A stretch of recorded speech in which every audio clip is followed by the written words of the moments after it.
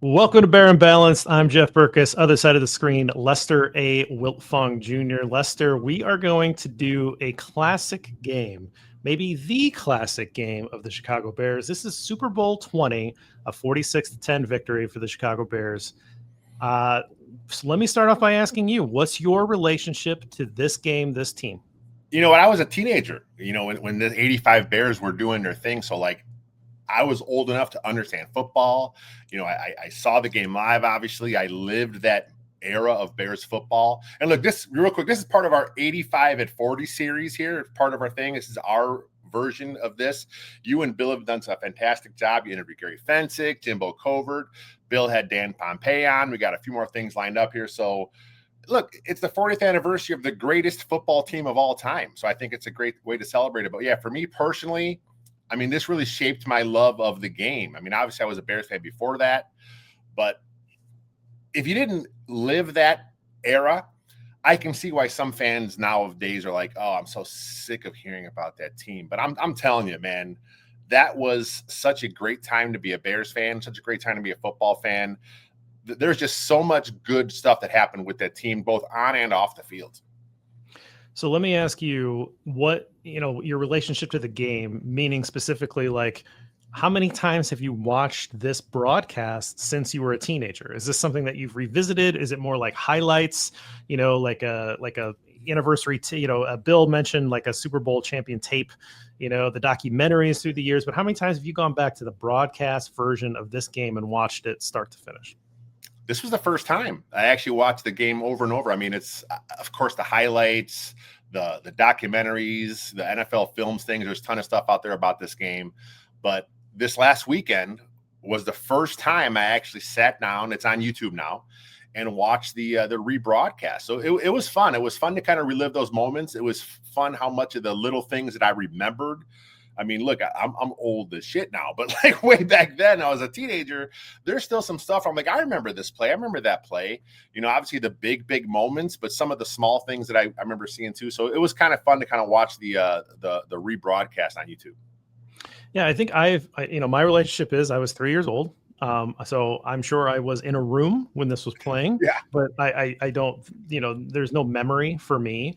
And I've certainly seen highlights over the years. I've watched, I've consumed all Bears content that I can, read many books, watched all of the documentaries that I can get my hands on, not just this game, but of course all Bears history.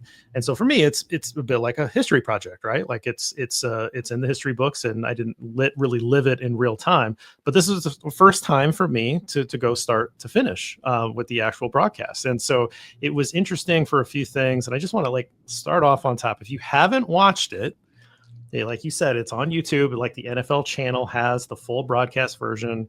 So, the audio cuts out a few times, but like otherwise it's, the game's all there. And I'll say that television has come a long ways in 40 years. Yeah. Like what has come further? Television, broadcasting, or football? Like that's an interesting debate right there, because it has really changed. Like the graphics, not bad for 40 years ago, but like kind of rough. But like just the sharpness of the there's no high definition here. Like this is, it's pretty foggy. It was a standard square. There's like black bars on the side of my widescreen TV watching this. But I did pick up some things from the color commentator, Merlin Olsen. I thought it would be worth maybe kind of just going back before we get into our normal categories and reviewing the game like we always review games on Bear and Balance. If it'd be worth kind of maybe sharing some of the things that we liked that we heard from the broadcast. One thing I noticed right off the bat was the score bug, right? I'm not sure when the score bug was introduced to broadcast television, but not knowing the down and distance every single moment of the game, not knowing the score, how much time is left. I found myself trying to go rewinding and trying to find out where I was in the game, because as a fan, I want to know these things. Back then, I'm guessing no one cared, which is weird, but I'm glad that is one innovation that kind of really took hold, because as fans, that's the information we need to know.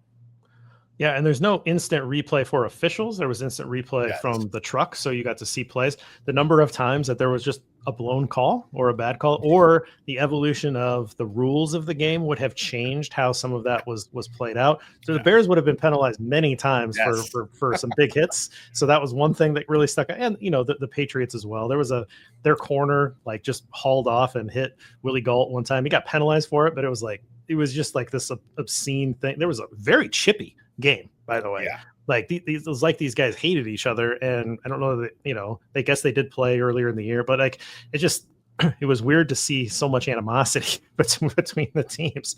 So I don't know that they were in their heads about it or what. A couple of things that stick out that I didn't know where else to put in the show. One was the way that they talked about William Perry, the refrigerator Perry, was like he was a freak show circus act.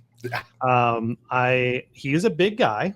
And that's certainly part of what his appeal was that he's a big guy. If he played in today's game, he'd just be a big guy. Like he'd just be a guy. He wouldn't be like we wouldn't talk about him like this. So in a way, like maybe he was the start of this size of athlete. But as we talked to Gary Fensick about, like this is a guy that he wasn't particularly tall. He weighed a lot, but he could dunk a basketball. Yeah. So he was an incredible athlete. And, this is his rookie year. He still has that athleticism. And I think it was on display. Like he chased the back down to make a tackle, early on in the game and kind of hurt Mike Singletary in the process because Singletary went in for the hit too. And so I thought that was interesting that they talked about the fridge like he was, a circus performer. Yeah, his nickname that Dan Hampton gave him back then. I mean, obviously, refrigerator is the big nickname, but the nickname back then was Biscuit because he said he's a biscuit shy of 350. And I remember at the time when the Bears drafted him, I mean, he was the first really oversized type of guy, 300 plus pounds that was coming into the NFL, and he was a real high draft pick. And you said dunk the basketball. The athleticism was off the charts for a guy of that size.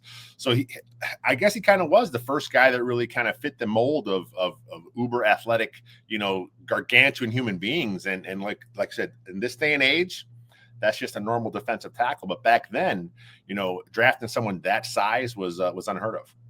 Yeah, they kept saying, well, he's 318 plus. Like, so they just, there's like, we don't believe what he's listed as. So we're just going to keep saying plus or have like a pregnant pause here to like, let that like, we don't believe that number is a real number. Merlin kept saying the Bears defense, they'll put a clock on you. Yeah. And I hadn't heard that term before. And I thought that was kind of neat. Like, the quarterback has to get the ball out fast because they're coming. And if you hold the ball for, 3.5 seconds, like you're going to get sacked. And I thought that turn of phrase was something that was fun. And you don't hear, there was a lot of old ways to describe things that are best left back in the 1980s. But I thought that was actually a pretty good turn of phrase that I wouldn't mind hearing again. Yeah. At some point in the game, they mentioned that in case you're just joining us, and I'm like, yeah, this didn't happen today.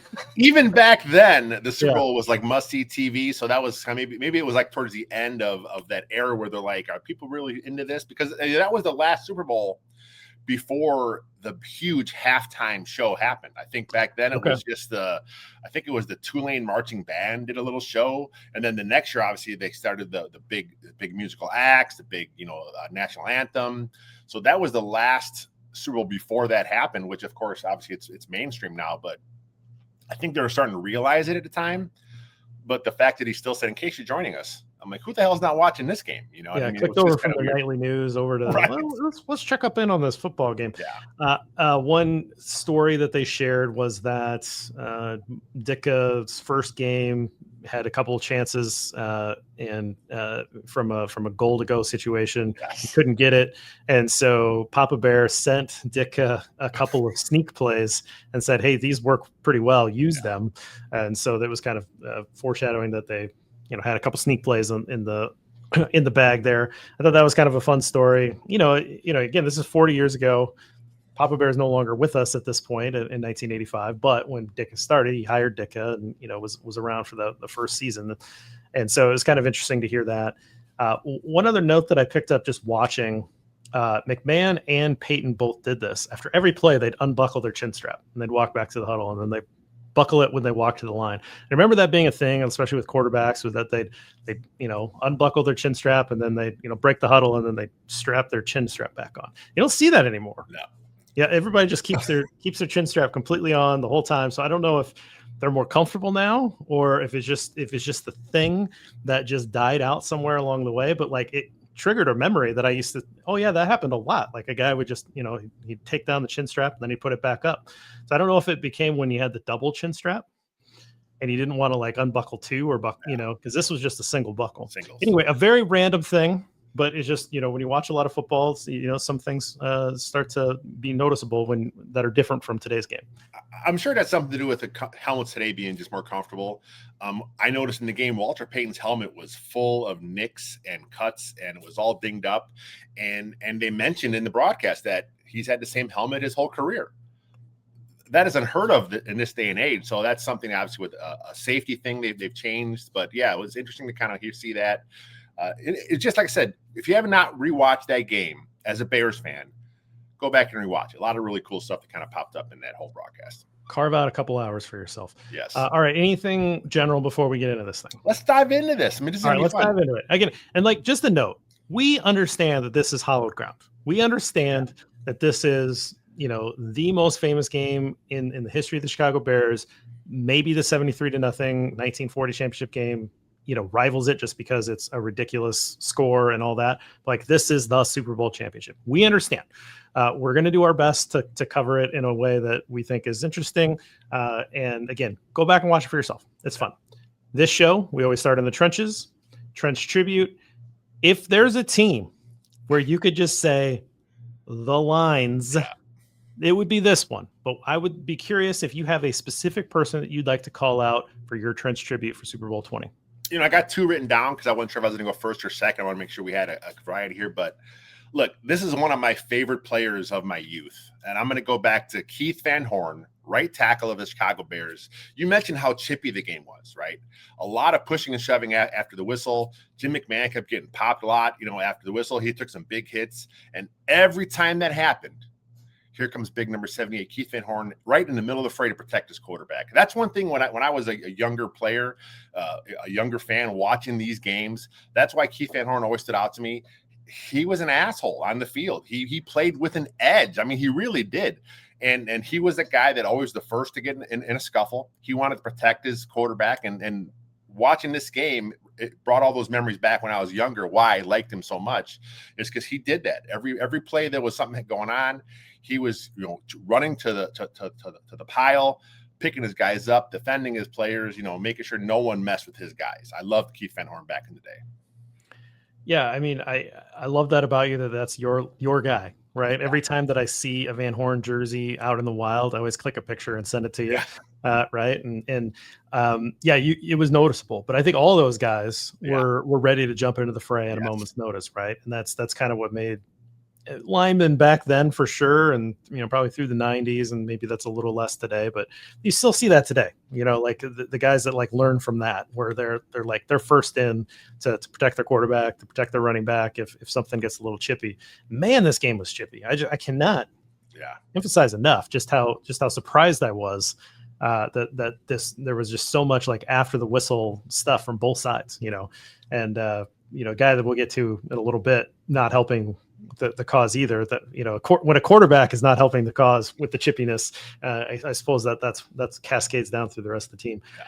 For me, I found my eyes drawn to Steve McMichael when the defense was on the field, and so I wanted to shout him out. I think when he's obviously a Hall of Famer now.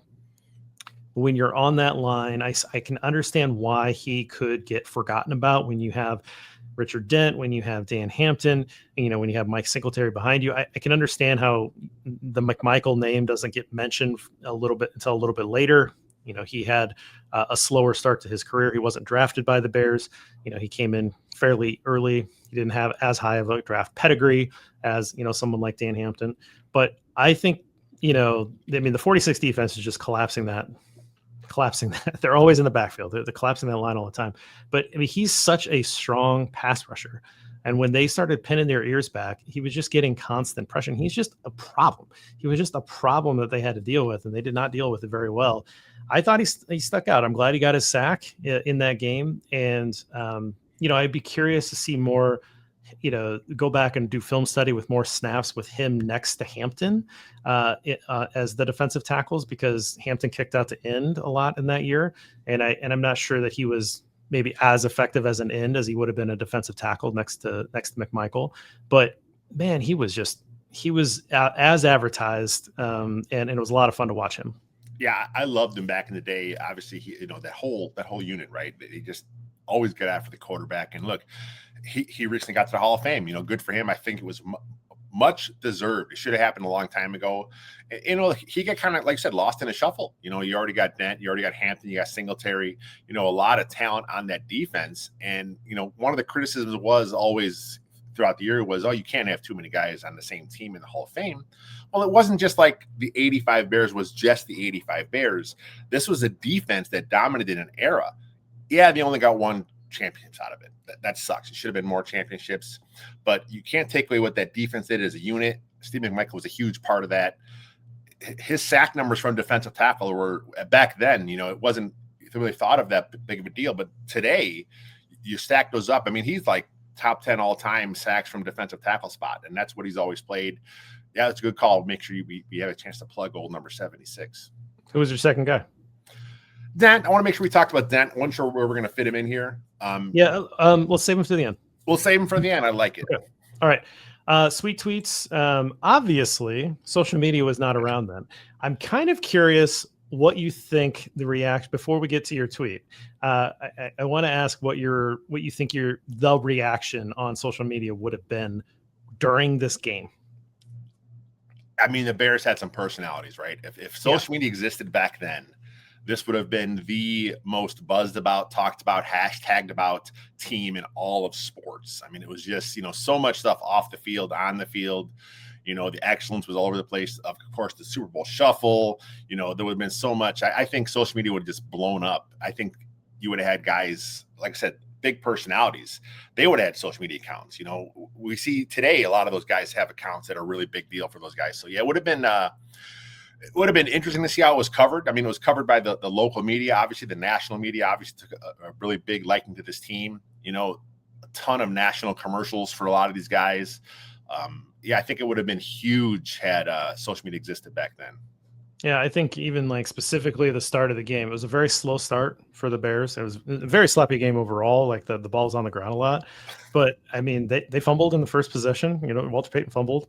The Patriots drove down a little bit, and they dropped a slant pass that would have been a touchdown. And then McMahon had a couple passes early on that probably should have been intercepted. And it was like, oh man, like, I mean, I know the results of this game, but like the first half quarter was pretty rough.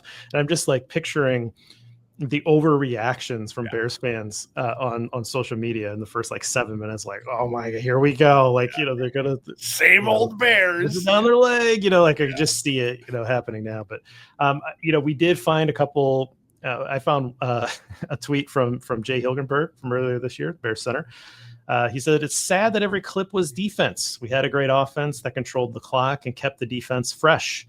Best O-line in the NFL. Chicago Bears offensive team stats in the Super Bowl. Total yards, 408. Rushing yards, 167. Passing yards, 241. First downs, 24. So, we talked to Jim Bookover for this series, and one of the things that he brings up is that it's complementary football at its finest. And part of what made that defense so great was that they just came at you, but they were fresh because the Bears held the ball with time of possession. They had the best rushing attack in the league for multiple years. And obviously part of that's Walter Payton, but this is Walter Payton at the end of his career, and they don't miss a beat when, Neil Anderson takes over. Right. And so a lot of it is an offensive line that worked together for multiple years. They understood how to play as a unit. And I think that it is part of how we shorthand, are, okay, 85 Bears, awesome defense. Let's move on to the next thing, right? And you do lose what was also incredibly impressive about this team, which was they could run the ball against anybody. And this offensive line was arguably the best offensive line in the league at the time, and arguably the best offensive line that this franchise has ever seen. Back in the 80s, there were a lot of themed posters. Like all the teams had their themes, right? Things going on. And the Bears, of course, was such a good team. They had several. I had the Black and Bruce Brothers posters on my wall growing up. I mean, that was just that was the offensive line. I was an offensive lineman as in my youth. So, like, of course, I gravitated toward the big guys. They got a cool poster. I had that on my wall growing up. I'm sure I got it somewhere packed away. I'm not sure where it is. Probably in really terrible shape now, but that O-line was really good. They had guys that even the backups that came in, they were pretty successful. So you mentioned this tweet is from Hilgenberg. I think Hilgenberg is a guy that definitely belongs in the Hall of Fame. 6 or 7 Pro Bowls of his era. He was considered the best center in the NFC for his whole time there. Look, to me, if you're the best at your position for a decade, that's definitely belongs in the Hall of Fame. Again, I think it kind of goes back to what some of the voters would always kind of shy away from. Oh, we can't have too many guys from that team in the Hall. But look, like you said, he was part of that offense for a long time, multiple Pro Bowls. Hilgenberg definitely should be in the Hall of Fame. That's a great find catching his tweet there. Yeah, and a lot of the problem with the Hall of Fame is that they have a center problem. They don't put a lot of centers in, and if they change their opinion on putting more centers in, I think that Hilgenberg should get one of the first cracks from the senior committees at that. So, how about you? You were live tweeting the game, live tweeting your rewatch, and you got some interaction. Yeah, there was some fun stuff going on there when I was rewatching the game. I shared some of the graphics. I shared some of the stuff they were talking about. But Bill Zimmerman's our guy. Of course, he is taking the lead on this whole 85-40 series. I tweeted out a graphic about the game, how the yardage total was so opposite 122 to like -10 after one. So he tweeted out somehow 46-10, which is the final score, is still a quote unquote, and it wasn't even that close of a score. So, watching the game, I mean, that game should have been even worse than it was. The domination of that game. I mean, Tony Easton started off like 0 for 5, 0 for 6, and I don't think he was hurt. I think he was just scared to death. He just pulled him. So they took him out of the game because he was dropping back, looking to throw off his back foot every time. Obviously, the Bears were hitting him.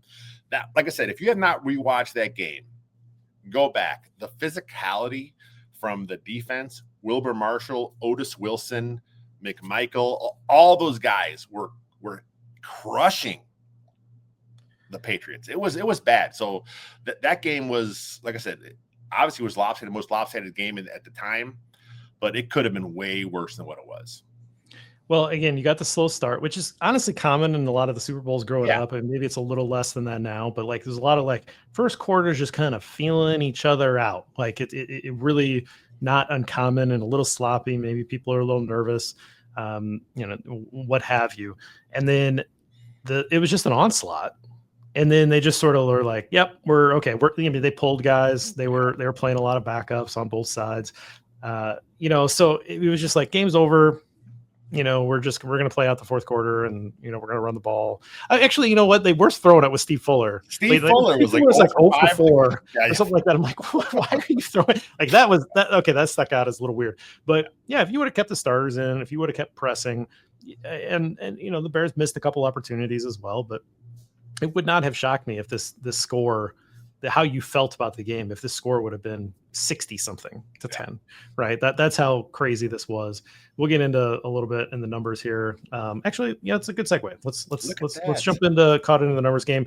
So my stat is +15. So for those of you that go to the show and listen to the show and read my stuff, the step differential, so sacks, nice. Turnovers, and explosive play differential in this game was a +15.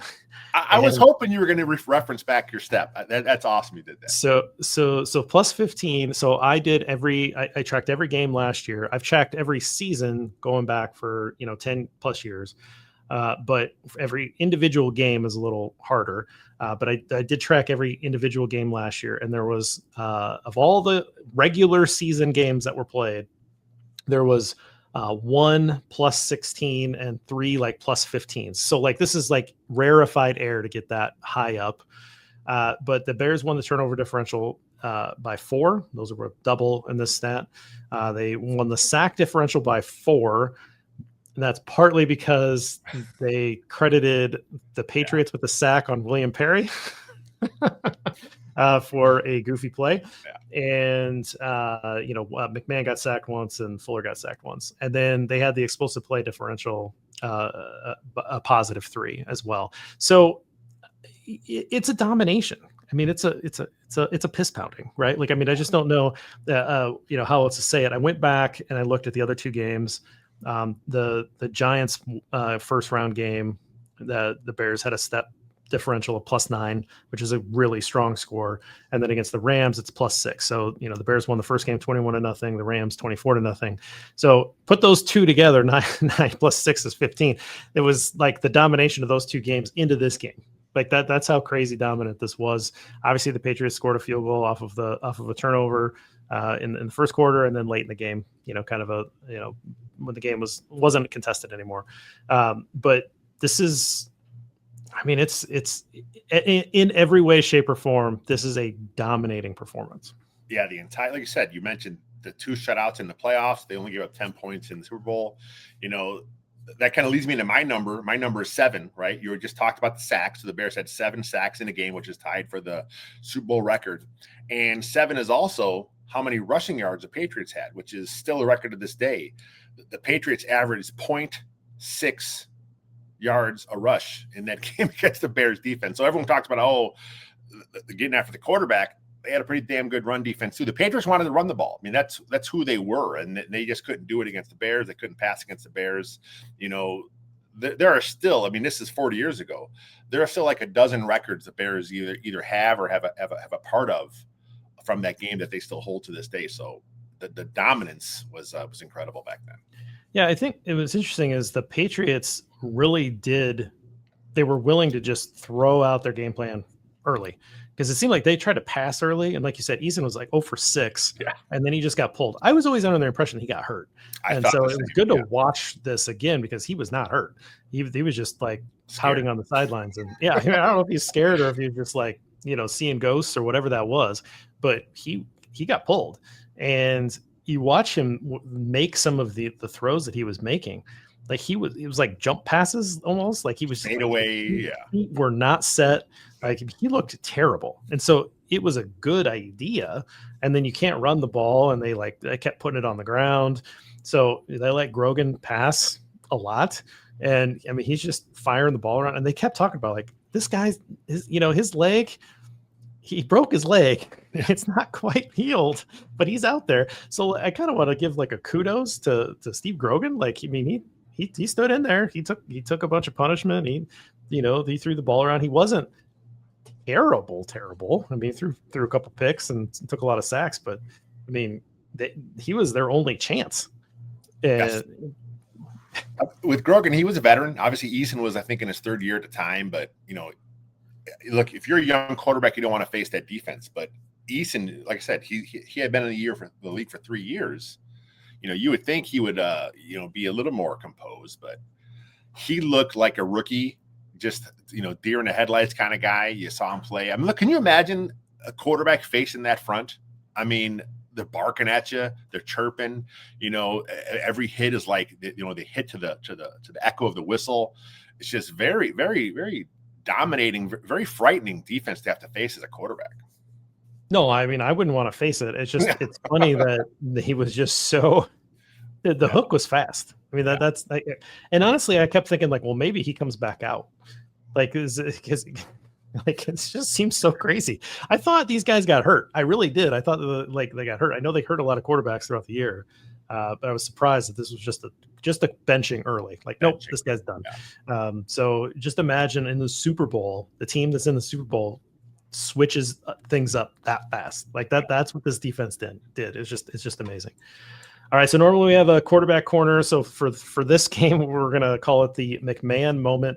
And I was, taking a few notes throughout this game, and I going back and preparing for the show, I realized half my notes were on McMahon. And I don't know that let me just set it up. He's 12 for 20, 256 yards passing, no touchdown passes, no interceptions, took 1 sack for a 3-yard loss, had 5 rushes for 14 yards, 2 of which were touchdowns, and plus he was like upended. He's insane. This is an insane person that was playing quarterback. He wanted to headbutt everybody. He was the one that was leading the chippiness. He's throwing the ball at people. He's spiking the ball in the general direction of, I mean, things that would be flagged. You know, he'd be fined. You know, obviously he probably was fined for his antics during the week when he mooned the helicopter or whatever happened, you know, with that. He's throwing across the field, like just like making basic quarterback mistakes. He's throwing his body around like it's, you know, like it's a close competitive game and like he needs this yard for a conversion. Like, I mean, every play is like that, which obviously that's why he was so loved. And obviously that's why his body didn't hold up. Yeah. Like it's so evident on display. He didn't finish this game. He has a giant bag of ice on his left hand because something happened, but you still see him in the frame all of the time. You know, like Butler makes a kick and McMahon's out there to be the first to grab. Like he is just omnipresent. And so I get why the love of this guy is there. I also get why he would have driven Ditka and others absolutely nuts. Absolutely nuts. I mean, he had the nickname the Punky QB, right? That was in the song, and you know, he was a rebel. I mean, that's who he was back then. You know, sunglasses. You know, he always would dress. You know, like he just had a way about him. You know, he had the Mac. I talk about the posters. He had the Mad Max poster, the Mad Mac poster. That's just who he was, and that's why fans loved him so much, because he was headbutting his lineman. He did take his lineman out to dinner. He did always want to be amongst the big guys because he knew that's, you know, that was the heart of the team was the line. And, you know, he was a different kind of quarterback. And look, if he played in today's era, a lot of that probably gets coached out of him. Like, you cannot take on a linebacker head up in the hole, you know, slide, you dumbass. What are you doing here? I'm sure that would have been coached out of him. But again, you know, we see guys today that really play like that. They play really recklessly sometimes. And you know, sometimes you got to do it. Sometimes a play needs to be made. But he did it every time. He didn't care. You know, he wasn't sliding. He wasn't going out of bounds. You know, they talk about it in the broadcast. McMahon thought he was the best runner on the team. That's really what he believed on. And I can see that, you know, going back and recalling that era, you know, he was that guy. He was, you know, super confident, you know, wanted the ball in his hands. Look, when he was at BYU, he was a phenomenal quarterback. You know, he threw the ball all over the place. You know, a buddy of mine coached with Glenn Kozlowski, of course, was a Bear for a few years. He coached with Koz in high school, I think, at 3 or 4 stops that he had there. And Koz and McMahon were teammates at BYU. Koz swears, you know, that if McMahon was in a different offense, if he would have gone to the Niners with Bill Walsh, he would have done all the stuff that Joe Montana did. He was just that good of a passer, that good of a leader. You know, it's just like you said, his body couldn't hold up. Obviously, the Charles Martin with the Packers kind of slammed him down, really kind of put an advance on that shoulder injury, really bugging him for a whole career. But had that not happened, that game against the Packers, something else would have happened. He would have been hurt somewhere along the line, because, you know, he was the most physical running quarterback that the Bears have ever seen. I mean, at one point he was arguing a spot with the officials, which like absolutely would have been a flag in today's game. I mean, I just, again, like half my notes are about like crazy things that McMahon did in this one game. Yeah. And so I imagine like multiply that by, you know, 18 other games, right? Like that's just, I get it. He's insane. Right. But you kind of, you know, it's an important lesson, I think, for quarterbacks and for team management, that like you can't expose your guy like that. You know, even guys like Cam Newton, you know, the bigger quarterbacks, like those guys wear down over time if you let them get hit like that. And so when you're not that big, that can be a real detriment. And obviously that played itself out over the next couple of years. This game, you know, wasn't in question, so they were able to ice down his left hand in the last part of the game, and it wasn't a big deal. And he's still out there. It's just insane. A very fun player, no doubt about it. One other note that I had down was during the broadcast, they said, and I did not confirm this, I don't know how I confirm it, but they said that McMahon means son of bear in Gaelic.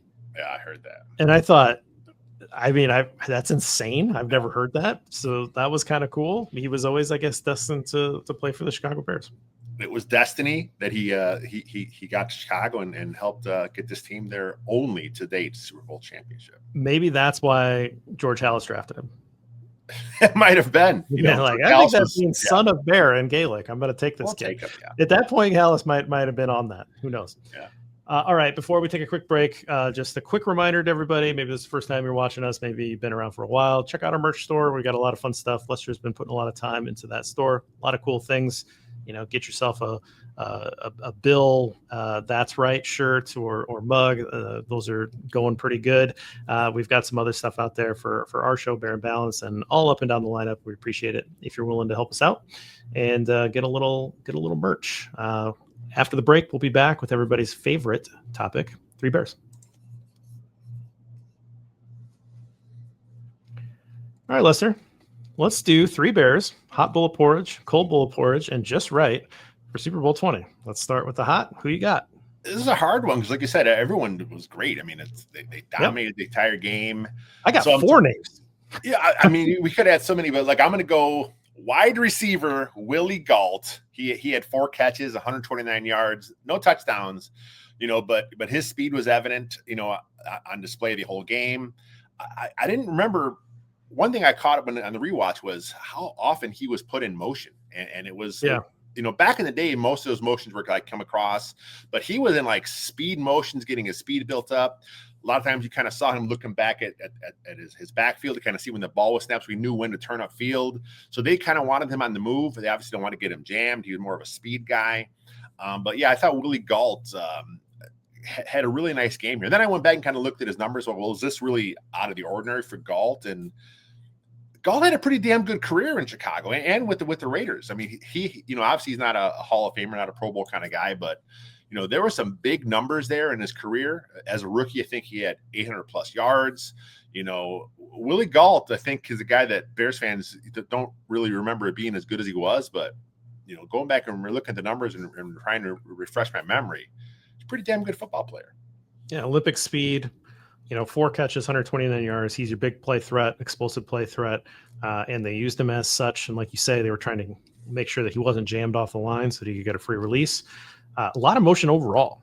That was one thing I noticed, that they would, start off with the fullback and the running back in the backfield, and then they would motion one of those guys out a lot of times, or they'd bring Dennis Gentry. They bring him back in motion into the backfield, and he got a couple carries that way.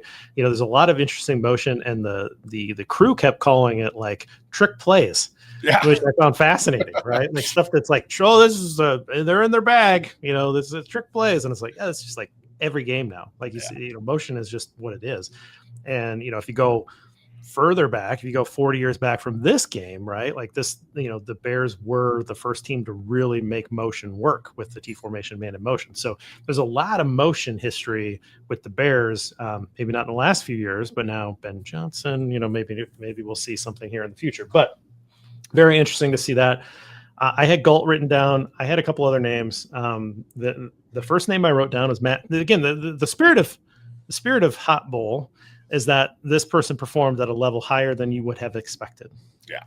And so for me, Matt Suhey getting 11 carries for 52 yards and a touchdown and adding a catch for 24 yards. That was a bigger stat line and performance than I had expected. And when you compare that against Walter, and we'll get there in a minute, he was the more effective runner on the day. And part of that is the Patriots game plan, but he was more effective. And what I found funny is that multiple times he's running so low to the ground because I think he expects to get hit, and like he almost trips himself up.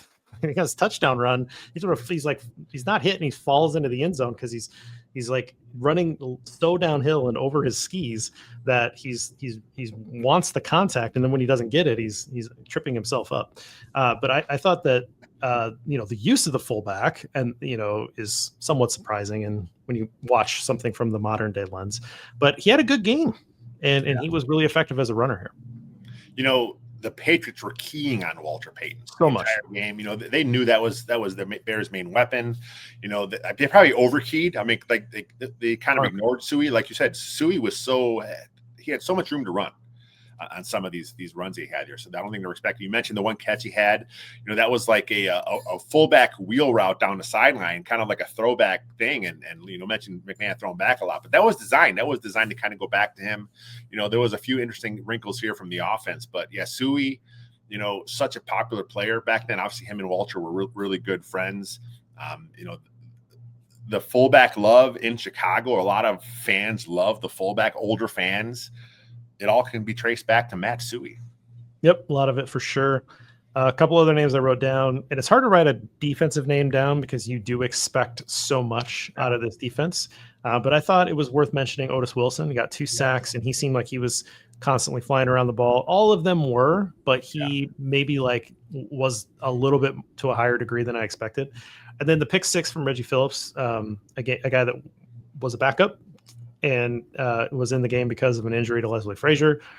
I guess that score didn't necessarily make sense to me until I actually watched, the whole game play out and understood how Leslie Frazier got hurt and why he was in there. And then okay. So I thought it was worth mentioning. A pick 6 in a Super Bowl is pretty cool. I mean, pick 6, one of my favorite plays, in any context.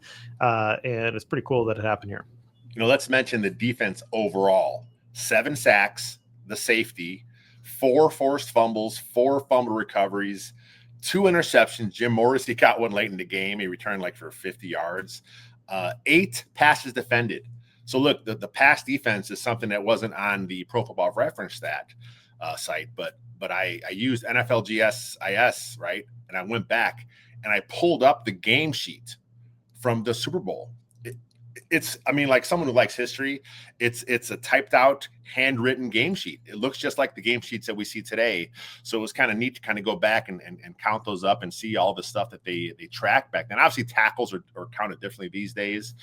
So the tackle numbers probably weren't as good as they probably should have been. They weren't as many assists. These days, every tackle is a tackle and assist. It's just so often happens these days. But looking at that, a slice of history, I downloaded that. It was so cool. I wanted to make sure I saved that so I can just have that. But that's the defense overall, the offense overall. We could have gave the entire team the Hot Bowl this week. Yeah, absolutely. Yeah, everybody gets a scoop.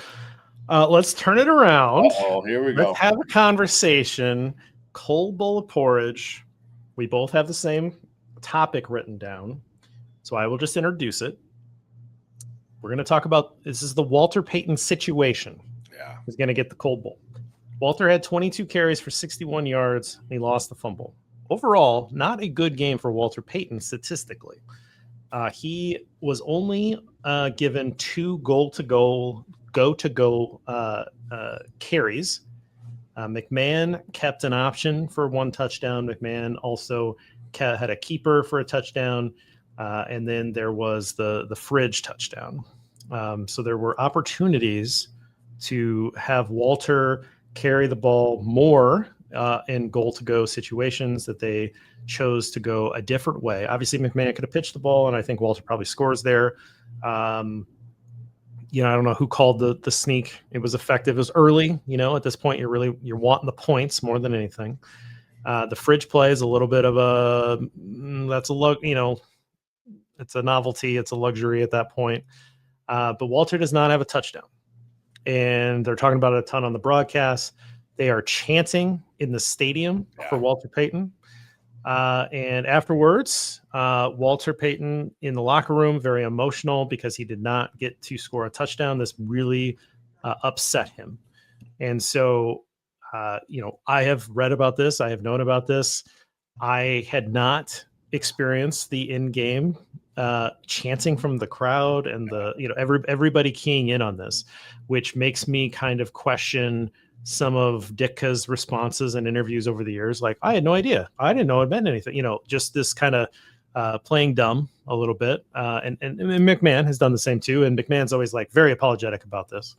But I want to ask you, in the moments when you were a teenager, how did this make you feel? Through the years, how has this made you feel? And then rewatching it, how did this make you feel? I do remember at the time, right? I'm thinking to myself, you got to get Peyton his touchdown. I mean, he had meant so much to the franchise. You know, he is the reason why I became a Bears fan. You know, before I realized who Walter Payton was, before I realized the Bears were the team on my local television as a youth, I was a fan of other teams, right? And then the first time I saw Peyton run the ball, I'm like, oh my God, this guy is phenomenal. He's doing things I've never seen before, you know. So I immediately changed my allegiance to Chicago in the early 80s, 79, 80, right around there. And of course, I never looked back but he's the reason I'm a Bears fan. So as a teenager, I'm like, oh my God, you got to get Peyton his touchdown. So in the moment, I was a little upset. As a fan, I remember they got to win, right? That's all that really matters. I'm excited for that. You know, I don't want to have a downer here coming off this. And then as the years have gone on, and we have heard Dick talk about it, McMahon talk about it, you know, Sweetness talk about it, right? We've heard these guys saying, you know, Dick has always says, well, I thought I have more chances, right? We were going so good on the offense. I figured we'll have another chance to get him his touchdown at some point later in the game, right? But then watching it again, I'm like, yeah, those chances, they were there, and you went with a quarterback sneak. Those chances, they were there, and you wanted to make sure you got the Fridge's touchdown, right? The chances were there, and you didn't capitalize, and I think that was a lost moment in time where you definitely should have done something there.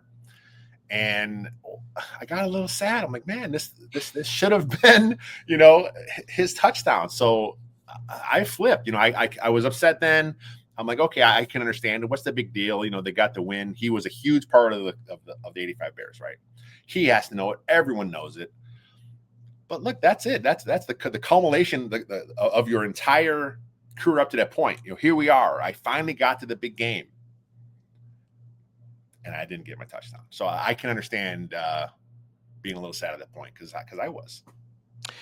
You know, I again didn't watch the game or was only 3 years old. Would not have understood it if I was watching it. I growing up and learning about it, I thought, oh, that sucks. But like they won, and it's a team game, and so you know who cares. And this means nothing to his legacy. This is a man's legacy who cannot be touched, right? And so this would not have scored touchdown in Super Bowl 20 would not have added anything on his resume. Like it would not have been a line on the resume, right? Like it's so stacked with NFL records and Bears records and all that stuff. And then, you know, you read about him being like really emotional and almost kind of having a selfish moment, I would say, in the locker room. And I thought, man, it's not a good look, right? Like that was my takeaway from that. Like, boy, that's a tough look, I guess I should say. And then watching the game, I actually found myself coming back a little bit here.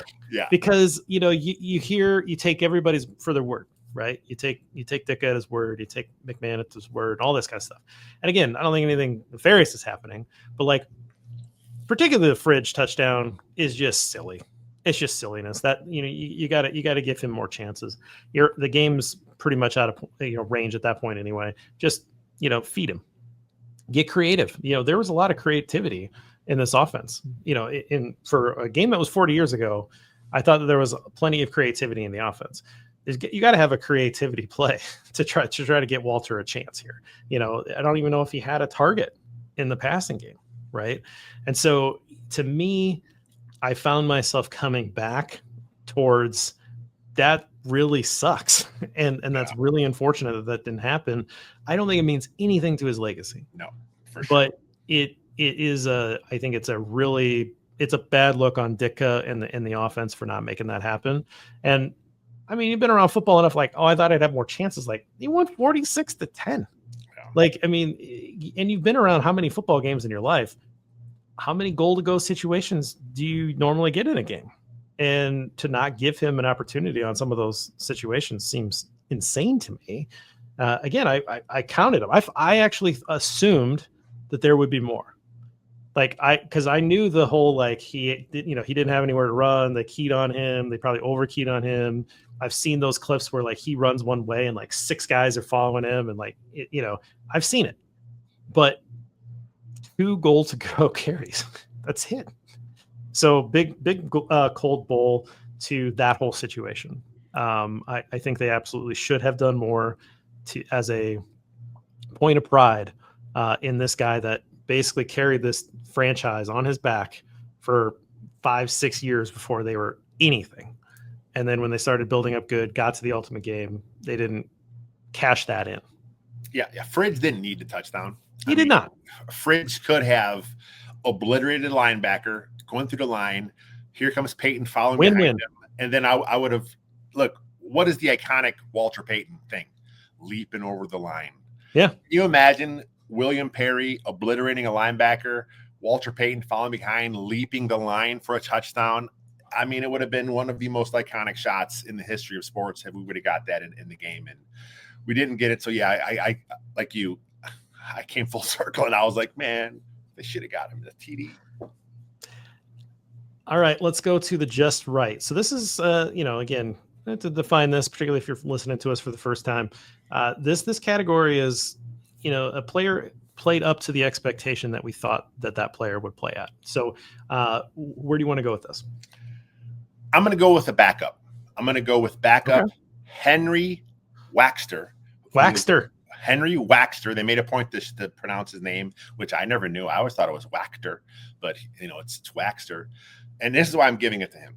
He got the safety towards the end of the game for the 45th, 46th point. And I always thought that was a fitting end for the team that was known for the 46 defense to have this final score end 46-10. So I'm going to go Henry Waxter, not only doing what he had to do coming in there and playing good as a reserve, but getting the final 2 points for the safety in the Super Bowl. That is one of the records the Bears have a share of, one safety in the game. There's like five. Well, and not only like 46 points, but being the final points scored. Defense. And Buddy Ryan, I think at one point said like the perfect football game to him is a 2-0 victory. Yeah. Right. Like he's such a defensive nut that he loved the idea of low scoring game and pitching a shutout and scoring the only points. So I think he probably took particular pride in the pick six and the safety here.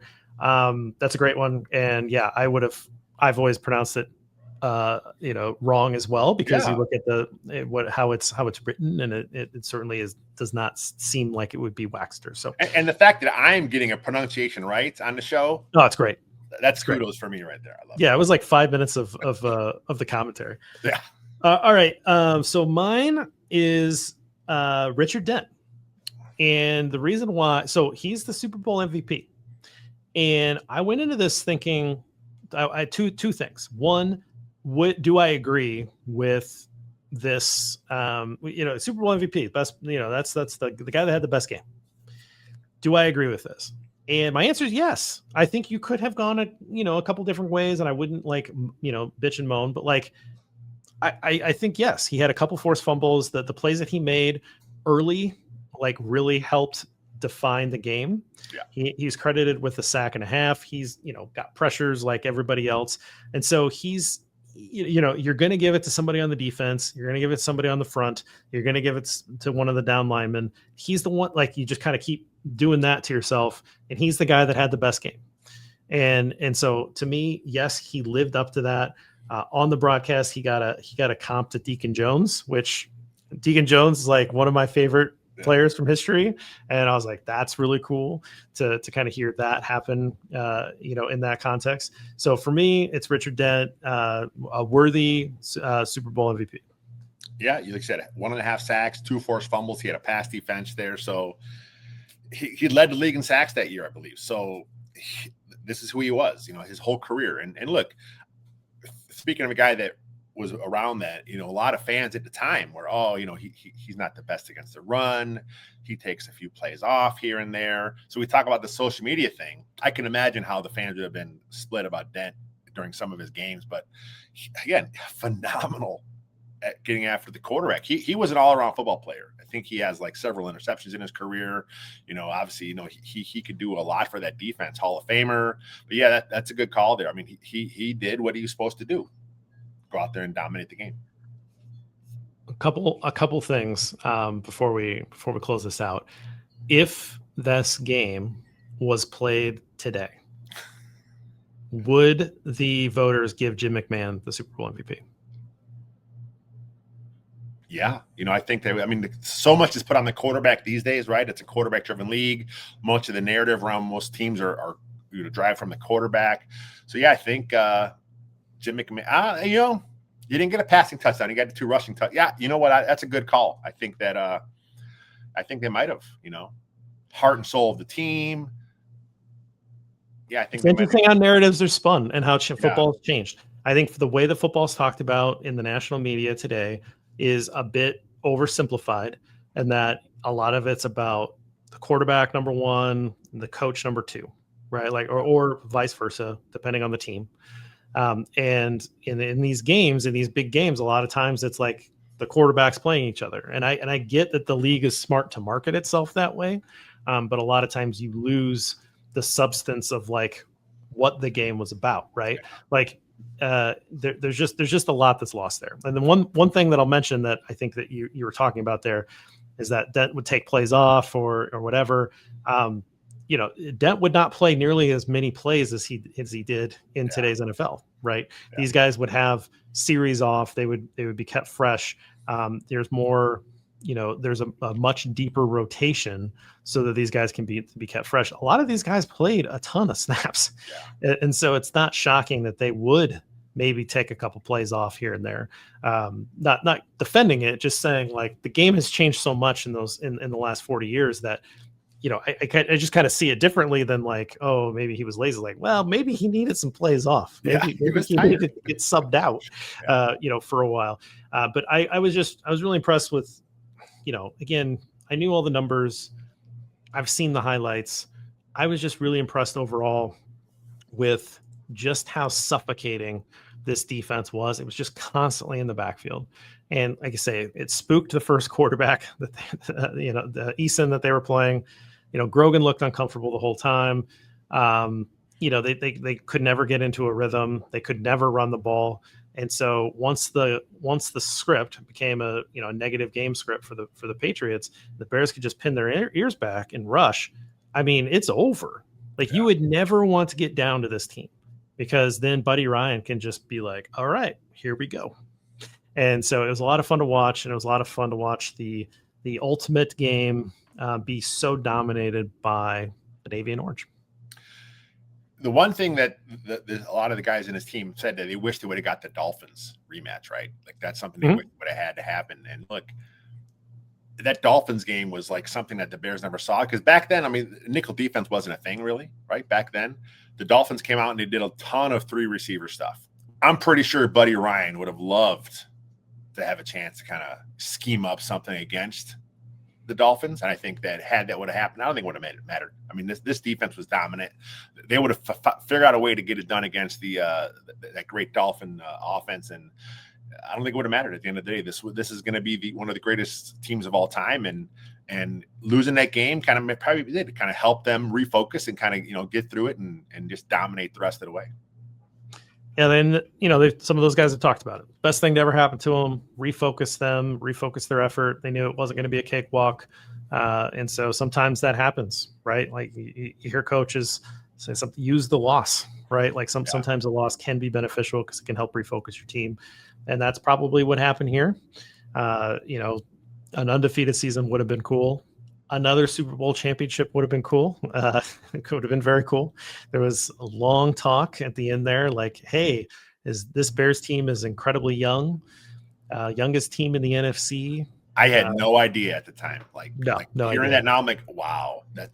So it was like this team's set up to be, it's essentially like, is this the start of a dynasty? They didn't use those terms back then, but like, is this a start? And they were all kind of like, it could be, and it was not. Yeah. They did not get back to the big game and certainly did not win another one.